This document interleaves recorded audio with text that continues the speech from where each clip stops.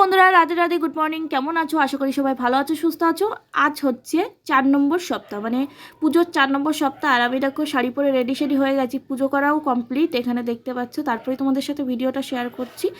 তো দেখতে পাচ্ছ শাড়ি পরে আমার কেমন লাগছে কমেন্ট বক্সে জানিও। আর এই দেখো, তোমাদের তো দেখানো হয়নি, এই দেখো চারি সাইডে গাছ কত বেরিয়েছে। সর্ষে গাছ বেরিয়েছে, তারপরে ছোলা বুট গাছ বেরিয়েছে, ধান গাছ বেরিয়েছে। এগুলো কিন্তু আমি চারি সাইডে যেগুলো ছড়ানো হয় না, সেইগুলো বেরিয়েছে দানাগুলো। তারপরে এখানে দেখো যা প্রসাদ করেছিলাম সেগুলো, আর বৌদি নিচেটা পরিষ্কার করে নিচ্ছিল। তারপর আজকে যেহেতু আমার বাড়ি যাওয়ার কথা ছিল, তাই রেডি সেডি হয়ে বাড়ির উদ্দেশ্যে বেরিয়ে গেছি। এই যে প্রত্যেক সপ্তাহে আমার বাপের বাড়ি যাওয়া আসে, এটা নিয়ে অনেকে বাজে মন্তব্য করো, কিন্তু একটা কথাই বলবো, তোমরা আমার কষ্টটা কখনোই বুঝবা না, তাই না জেনে শুনে কথা বলো না।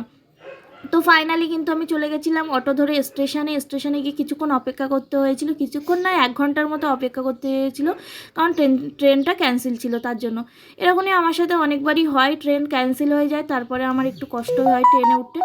তো যাই হোক, এখানে দেখতে পাচ্ছ ট্রেনটা চলে এসেছে, এবার আমি ট্রেনে উঠে পড়বো, তারপর তোমাদের সাথে নেমে গিয়ে কথা হচ্ছে।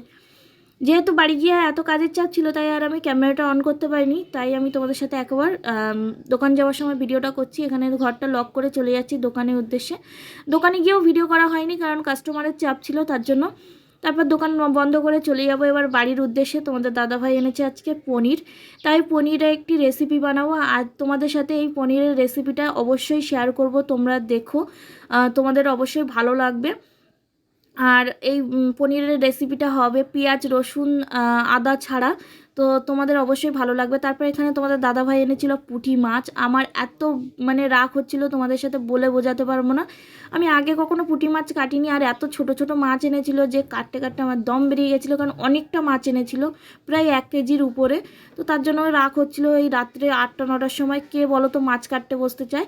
তারপর পনির নিয়ে এসেছিলো, পনির রান্নাটা আমি করে নিচ্ছিলাম, যেহেতু আজকে আমাদের নিরামিষ, তাই আমি একদমই তেল মশলা কম দিয়ে কিন্তু রান্নাটা করব।